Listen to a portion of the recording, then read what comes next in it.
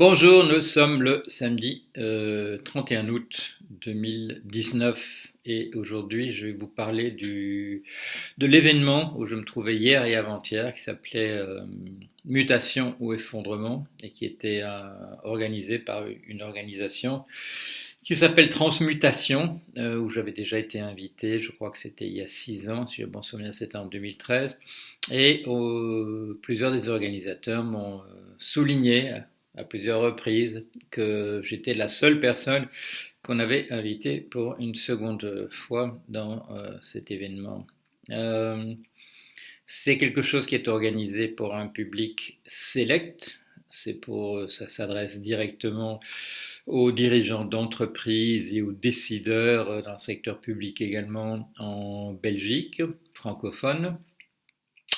C'est donc ciblé, c'est très très bien organisé. Les orateurs sont payés pour venir, les invités doivent payer et c'est sans doute, je ne connais pas le montant, mais ça doit être assez élevé vu les conditions dans lesquelles ça se passe, dans un très très bel endroit, une de ces fermes, une de ces fermes fortifiées du Brabant. Ceux qui ont fait le tour du champ de bataille de Waterloo sont familiers de la ferme d'Hougoumont ou de la Haie-Sainte. Voilà, une ferme de ce type-là, c'est splendide. Voilà, donc on a été bien accueillis.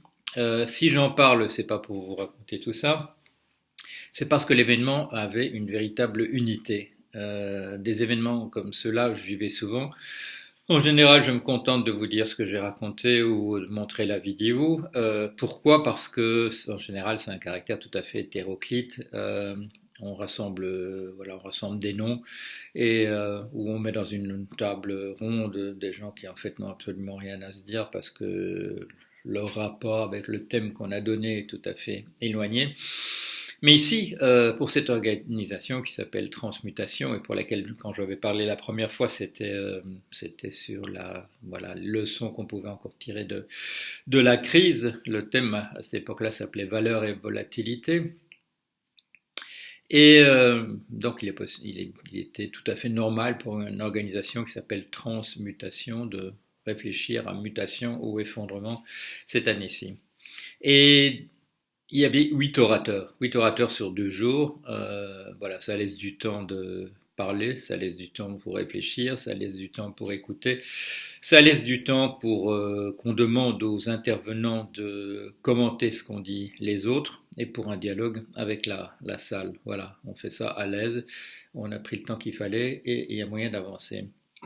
Alors, bien entendu, quand on réunit 8 personnes sur un thème comme celui-là, il y a différents liens entre la personne invitée et le thème. Il y a aussi un souci, bien entendu, des organisateurs, tout à fait légitime, sur une période de 2 jours, qu'on ne vous assomme pas avec des graphiques pendant 2 journées. Ça peut se faire, mais pas quand on s'adresse à des dirigeants d'entreprise, à des décideurs. On a bien raison d'aérer, de changer le propos, d'adopter différents angles d'approche. Je vais commencer par le plus périphérique. C'est pas une critique, c'est une manière d'aller vers le centre. Pourquoi, d'une certaine manière, c'est parce que effectivement, je fais partie des 3 orateurs et oratrices qui se trouvaient véritablement au centre du débat. On a entendu, je le dis dans le désordre, les gens qui étaient là savent que je ne parle pas de l'ordre chronologique des présentations. On a entendu parler et jouer de la harpe Madame Anja Linder. Madame Anja Linder est une harpiste. Elle était connue déjà avant un accident qui l'a privée de l'usage de ses jambes. Et elle a écrit un récit autobiographique sur cette expérience de vouloir reprendre son art là où elle l'avait laissé, et malgré des mois d'hôpital, de vouloir reprendre sa carrière là où elle était, et ce qui n'était pas évident, parce qu'elle nous a appris que pour jouer de la harpe, il faut utiliser ses pieds, ce que tout le monde ne savait pas, et que et que des informaticiens l'ont aidé à mettre au point un système qui lui permet à la main ou par un léger mouvement de la jambe d'utiliser une harpe. Alors elle nous a raconté son aventure avec énormément d'émotions, mais aussi énormément de talent. Voilà. Elle est une artiste aussi quand elle raconte sa propre histoire. C'était un vrai plaisir. On a tous eu un peu peur hier matin. Là, c'était avant-hier qu'elle avait fait sa présentation et son concert. On a tous un peu peur quand hier matin, un caricaturiste il a d'autres cordes à son arc, mais c'est un excellent caricaturiste, a parlé des présentations qui étaient déjà là à l'aide de dessins. Et comme il avait été assez cruel avec les autres intervenants, euh, au moment où il dit je vais parler maintenant de Madame Anya Linder, il y a eu un silence. On s'est dit qu'est-ce qu'il va dire? Espérons qu'il n'en parle pas sur le même ton qu'il a utilisé pour les personnes précédentes. Et nous avons été rassurés, mais il y a eu un grand ouf de soulagement. Rapprochons-nous du centre. Il y a monsieur Christophe Forêt, qui est un médecin, psychiatre, psychothérapeute, et il fait partie de cette catégorie des personnes qui vous redonnent le moral, qui écrivent des livres pour qu'on se sente bien, de pensées positives. Et bien entendu, vous me connaissez, j'ai eu un peu peur au départ. Mais là, ma peur aussi s'est dissipée parce que ce monsieur a proposé à l'auditoire une expérience, c'est-à-dire de vivre sa propre mort. Il nous demandait de fermer les yeux et il allait être le maître de cérémonie. C'est pourquoi il a une qualification, parce qu'il a écouté beaucoup de personnes à l'article de la mort. Et là, c'est un exercice très utile. Je cherchais un mot encore plus pertinent. C'est un exercice dont je suis sûr qu'il a appris à beaucoup de gens qui étaient là des choses qu'ils ne savaient pas sur eux-mêmes. Il nous a conviés en fait à faire un bilan de notre vie au milieu de notre vie, vers la fin, mais pas véritablement à l'article de la mort. C'était très habile. Si je dis le mot habile, on aura l'impression d'une certaine manipulation, mais non. Ce que je veux dire, c'est que c'était très très bien fait et c'était fait avec beaucoup de talent et je regrette a posteriori d'avoir émis des doutes mentaux au début de son exposé. Alors, rapprochons-nous du centre encore. Monsieur François Gemène. Monsieur François Gemène avait un démographe, je crois, et politologue, avait un exercice difficile. On lui avait dit l'effondrement provoque des mouvements migratoires et lui, c'est un spécialiste des migrations. Alors, il nous a parlé des migrations. Il nous a dit un certain nombre de choses que nous savions ou que nous devinions, comme le fait que quand les pays créent des murs à leurs frontières pour empêcher des migrants d'entrer, ce sont des exercices purement rhétoriques à l'intention de la population à l'intérieur du périmètre et qui n'ont aucune application pratique. Il a attiré notre attention énormément sur l'hypocrisie des discours qui sont non seulement des comportements, bien entendu, ça va de soi, vous êtes au courant, mais l'hypocrisie des raisonnements qui sont tenus par la classe politique autour de l'immigration. Il a attiré en particulier l'attention sur le fait que quand on parle de population migrante en Belgique, où nous étions à proximité de Louvain-la-Neuve, il y a dans le discours qui est tenu une manière systématique de tourner autour du pot, de ne pas parler des rapports entre le monde chrétien et le monde musulman. Je lui ai posé ensuite la question de la salle, est-ce qu'il vaudrait mieux que l'on mette les pieds dans le plat et que l'on parle, au lieu de parler de migration, dans un pays comme la Belgique, mais ça pourrait s'appliquer aussi bien à la France, bien entendu, que l'on parle carrément de islam et chrétienté, au monde qui a été chrétien à une époque, mais où voilà, il y a une inertie en tout cas, et il y a des restes, et il y a une éthique en général de la population, même anticléricale à l'intérieur de ces pays, qui est à l'intérieur du cadre de l'éthique qui a été mise en place par l'Église au fil des siècles, même si on s'en est détaché tout à fait. Et là, il m'a un peu surpris par sa réponse. Il dénonçait l'hypocrisie. Je lui tendais la perche pour lui dire il faut. Alors, l'étape suivante, c'est de passer de l'hypocrisie à la sincérité. Et là, quand je lui ai dit est-ce qu'il vaut mieux parler chrétienté, islam, etc., il a dit non, il vaut mieux pas. Il a dit il vaut mieux pas. C'est-à-dire qu'en fait, il a justifié a posteriori l'hypocrisie des dirigeants. Voilà. Le thème, bon, je vous dis, il était périphérique, pas aussi périphérique éventuellement qu'une réflexion sur la mort individuelle, qui est une forme d'effondrement.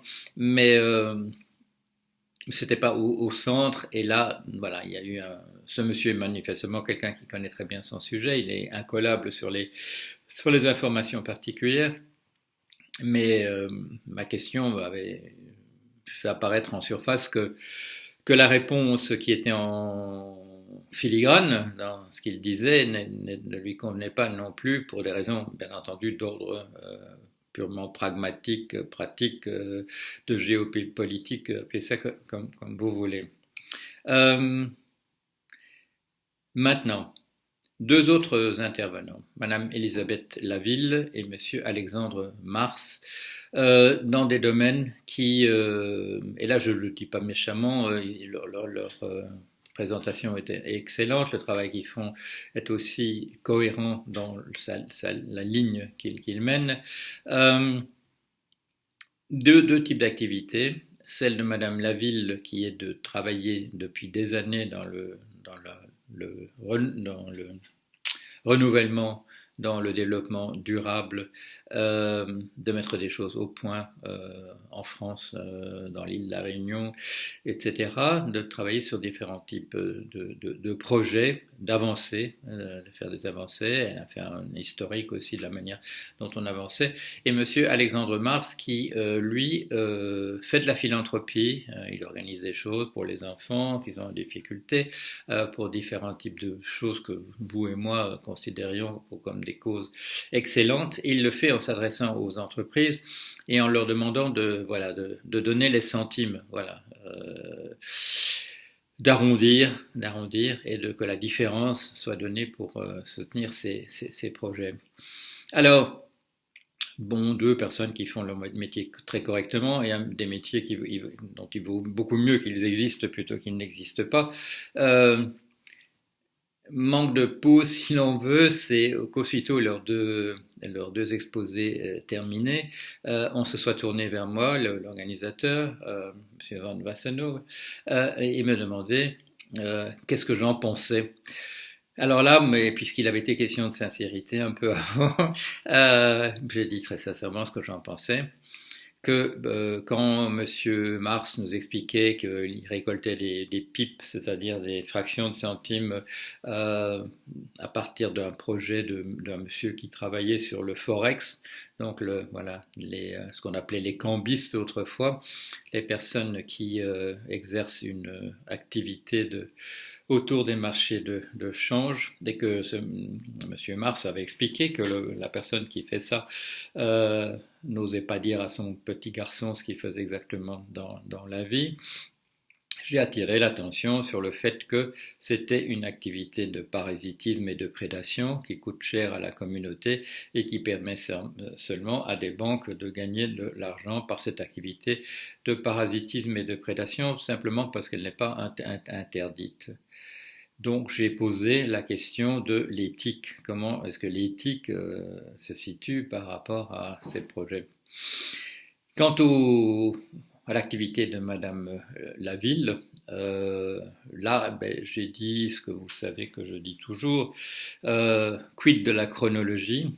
quid des points de basculement, quid des masses critiques de personnes qu'il faudrait impliquer dans des projets comme cela pour que ça fasse une véritable différence. Est-ce que ce ne serait pas le rôle de ce qu'on appelait autrefois le plan à l'intérieur de nos pays, d'évaluer les durées, les points de basculement, le nombre de gens qu'il faut impliquer? On m'a répondu des choses du genre qu'il suffit toujours de 10% pour personnes qu'il fasse pour que ça bascule. Ce chiffre me paraît tiré du chapeau d'un magicien, je ne sais pas d'où il sort. D'autres personnes ont dit oui, mais c'est peut-être plutôt 8%. J'ai l'impression qu'un point de basculement, de toute façon, en termes de masse critique, ça doit être différent selon les secteurs. Il n'y a pas de raison qu'il y ait un chiffre magique qui nous explique qu'à 10%, c'est gagné. Mais j'ai posé la question, est-ce que pour que un projet particulier de ce type réussisse, est-ce qu'il faut 20 ans, est-ce qu'il faut 200 ans, est-ce qu'il faut 2000 ans? Et en disant le mot 2000 ans, ce qui m'est venu, c'est un propos qui m'a valu les félicitations du chanoine de Beuquelard, qui m'a assuré par ailleurs qu'il était un grand lecteur de mon blog, une fois que j'ai terminé. Pour les 2000 ans, j'ai dit, regardez quand même l'exemple de quelqu'un qui est venu chez nous, un grand prophète, et qui a parlé de l'amour, et que 2000 ans après, on n'a toujours pas compris grand-chose à ce qu'il nous avait raconté. La question de l'éthique, la question des chronologies pour des projets qu'on peut accuser de greenwashing, c'est-à-dire de passer un badigeon verdâtre sur des choses qui finalement ne dérangent pas du tout les entreprises, qui ne les obligent pas à changer leur comportement, qui les encouragent surtout à changer le discours qu'ils tiennent autour de leur propre comportement, ou alors des activités de type absolument bidon fondées sur l'ultralibéralisme, c'est-à-dire comme des taxes carbone, des produits dérivés financiers qui par des calculs d'apothicaires devraient nous encourager à être vertueux et dont les analyses qui sont faites un peu plus tard nous montrent que tout ça n'a absolument aucun impact, ça ne joue aucun rôle véritable. On en arrive alors aux trois personnes qui ont tenu, je dirais, des propos véritablement centraux par rapport au thème dégagé. C'est donc Madame Agnès Sinaï, Monsieur Dominique Bourg et moi-même. Alors Agnès, bon, je ne vais rien vous cacher, on se connaît depuis très longtemps. Vous m'avez vu parler à l'Institut Momentum il y a des années et des années. Je crois que j'ai bon souvenir, on se connaissait déjà avant. Je l'ai attaqué quand il y a eu cet éditorial dans Le Monde, co-signé par Yves Cochet, Agnès Sinaï et Pablo Servigne. Vous vous souvenez, si vous lisez mon blog, vous savez, j'ai attaqué ça assez violemment en disant on ne peut pas dire à la fois voilà des projets formidables qu'on va faire mais c'est cuit de toute manière. Ou alors il y a une manière de le lire comme étant sans contradiction, ce type de discours disant c'est cuit mais organisons des biorégions, etc. Ce serait que ce sont des moments successifs. C'est-à-dire qu'on est quand on parle de biorégion, à ce moment-là, on est dans un monde post-apocalyptique où tout s'est terminé, où on a frôlé l'extinction. Il ne faut quand même pas que l'extinction soit tout à fait réalisée si on repart pour un tour, à plus petite échelle, etc. Il y a en tout cas dans cette approche où on ne dit d'une part c'est cuit et d'autre part voilà ce qu'on peut faire.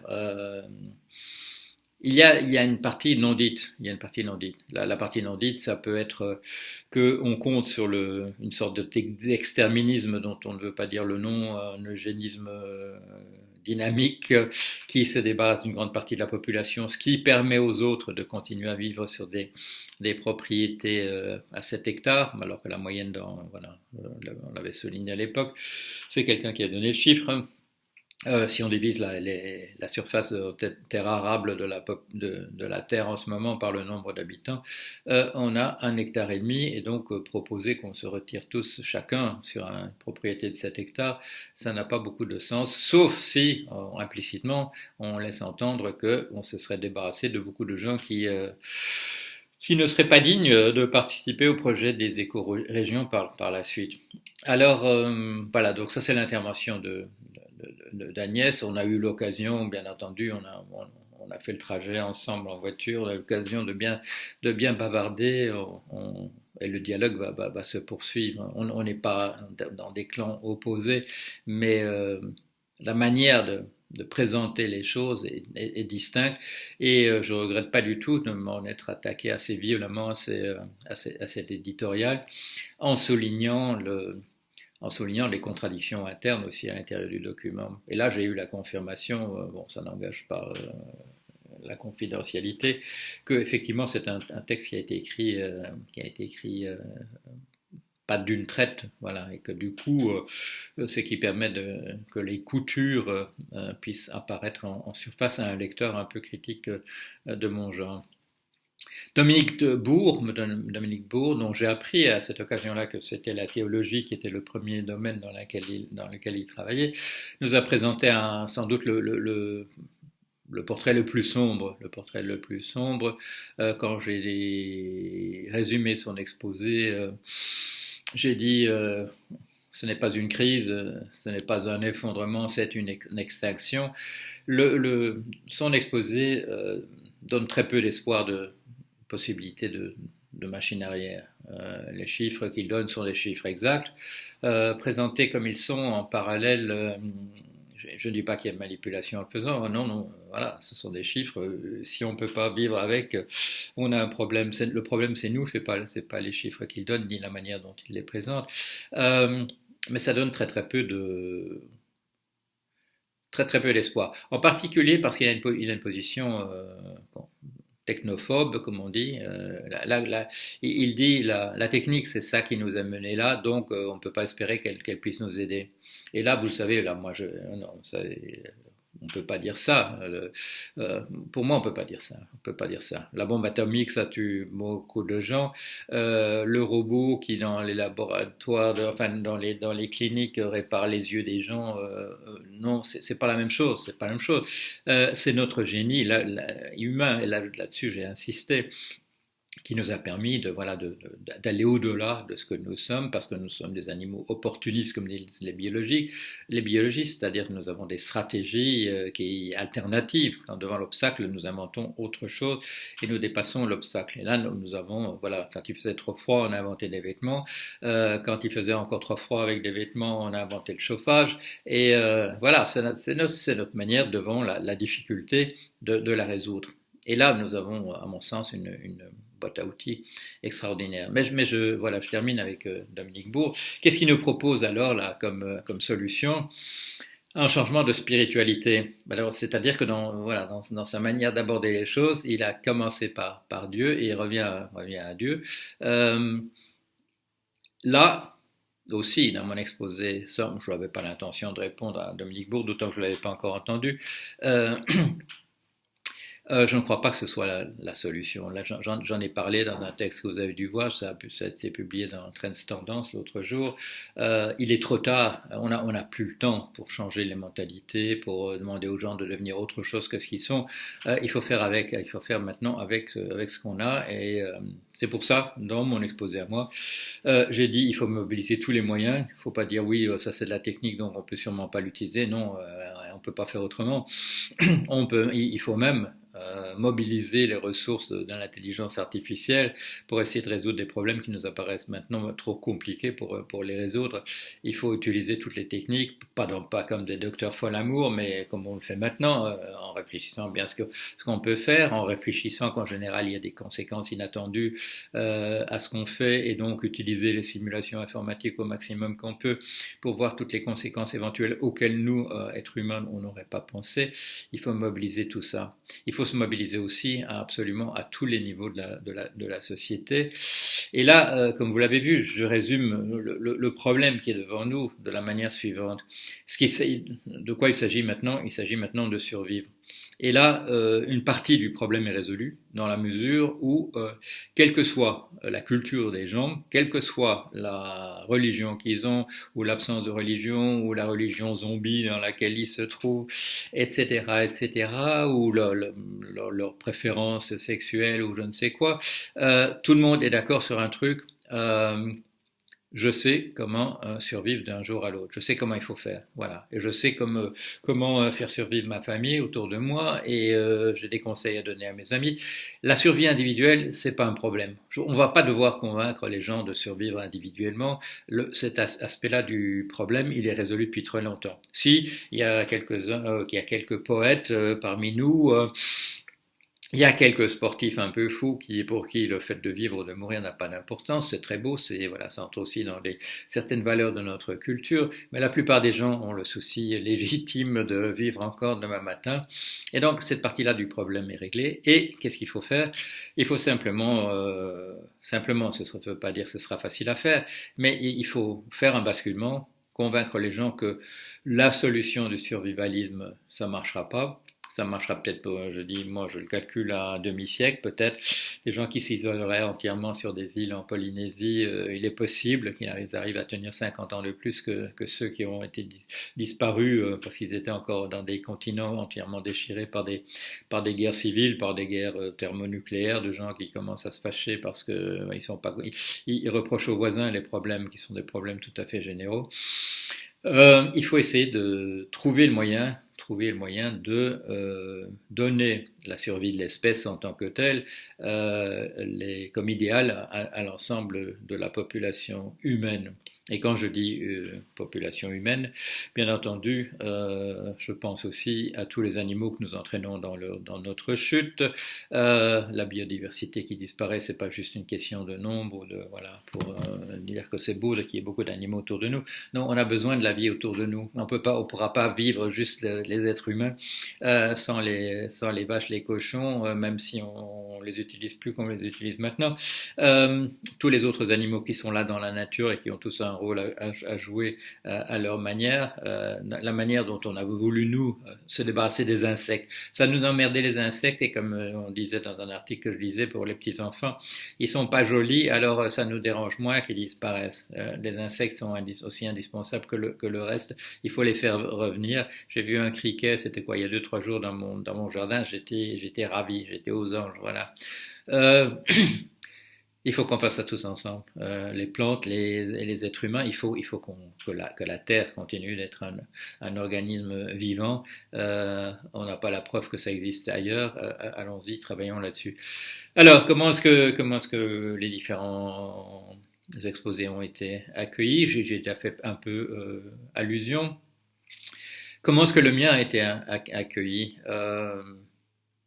Il y a eu quelque chose qui a fait rire tout le monde, c'est que hier matin, avant que je parle, le caricaturiste homme d'affaires a présenté ses caricatures assez dures sur les intervenants précédents. Je me suis dit, ben, je tombe bien puisque je n'aurai pas je ne verrai pas comment il caractérise ce que je raconte moi. Mais j'avais parlé trop tôt, parce qu'avant de terminer, il a dit « Mais vous savez qu'il y a Paul Jorion qui va parler tout à l'heure », et là je me suis baissé dans mon siège. Il a dit en 2 mots, très aimable d'ailleurs, ce qu'il ne pouvait pas dire par la suite, puisque il parlait avant moi. Donc, c'est très bien reçu. On me dit que c'est pessimiste. Je ne sais pas pourquoi on continue à me répéter que c'était pessimiste. J'ai raconté une anecdote, voilà, de l'école primaire, mon école primaire qui était en Belgique, à Bruxelles. J'ai dit que ce débat où on vous demande toujours est-ce que vous êtes un optimiste ou un pessimiste, ou alors si vous répondez pas, on vous colle une étiquette. J'ai dit la question, c'est une question de lucidité ou d'absence de lucidité. C'est comme ça qu'il faut poser la question. Alors si quelqu'un qui est dans la totale absence de lucidité écoute ce que vous dites et qui réalise ça pour la première fois, effectivement, il ne tombera pas il ne donnera pas l'étiquette d'optimiste. C'est une mauvaise nouvelle. Si vous n'avez jamais réfléchi à rien, ce que je vous raconte, effectivement, c'est une mauvaise nouvelle parce que c'est de l'information et c'est de l'information. Il y a des menaces là-dedans, il y a des choses alarmantes. Il faut faire quelque chose, il faut se mobiliser contre l'extinction. C'est pas mauvais de parler à des décideurs parce qu'ils sont plus près du porte-monnaie que des gens comme vous et moi. De les faire réfléchir, et de leur présenter aussi les choses dans des termes qui vont pas simplement, je dirais, leur donner envie de se lever, de partir. Si on attaque les gens en disant vous avez tort de faire ceci ou cela, c'est pas le bon moyen. Irriter les gens par son commentaire, c'est pas une bonne idée. Du coup, je présente voilà mon discours vu comme pessimiste par certains, comme celui de la sagesse, de la raison, de la lucidité, en espérant que ça passe. Alors, un certain nombre de gens m'ont laissé leur carte de visite, un certain nombre de gens m'ont dit on va faire des choses ensemble. Ça, c'est toujours formidable. Et surtout, j'ai le sentiment on me l'a dit, que l'auditoire a été conquis par ma démonstration et de la manière dont je l'ai fait. Alors il y aura des vidéos. Il y a la vidéo de mon allocution en tant que telle qui va venir. Il y a aussi, c'est très bien fait, des petites capsules qui sont faites séparément où on vous pose quelques questions et on vous fait quelque chose en 2 minutes, 3 minutes. Et si vous regardez les vidéos sur YouTube, vous verrez qu'une des vidéos à moi qui est encore énormément vue, c'est celle qui a été faite effectivement il y a 3 ans, pardon, il y a 6 ans, en 2013, au même endroit. C'est bien fait et ça intéresse les gens et ça continue de parler au public. Voilà, j'arrête ce petit panorama. Je crois que j'ai rendu justice à tout le monde et que j'ai montré de la manière dont tout ça s'intègre, en particulier dans une société comme la nôtre. Je vous dis, c'était bien fait. Ça avait les moyens financiers de le faire, mais pour une fois, j'avais envie de vous en parler parce que c'était un ensemble bien intégré. Tout ça collait d'une manière ou d'une autre ensemble. C'était pas simplement une liste de noms qu'on avait essayé d'assembler pour faire venir le maximum de monde et puis qui conduit à des exposés ou des tables rondes avec 6 personnes qui parlent de choses différentes. C'est frustrant pour l'auditoire, c'est frustrant pour les orateurs et oratrices. C'est pas je refuse, honnêtement, je refuse désormais de faire des choses de cet ordre-là. Voilà, allez, à bientôt.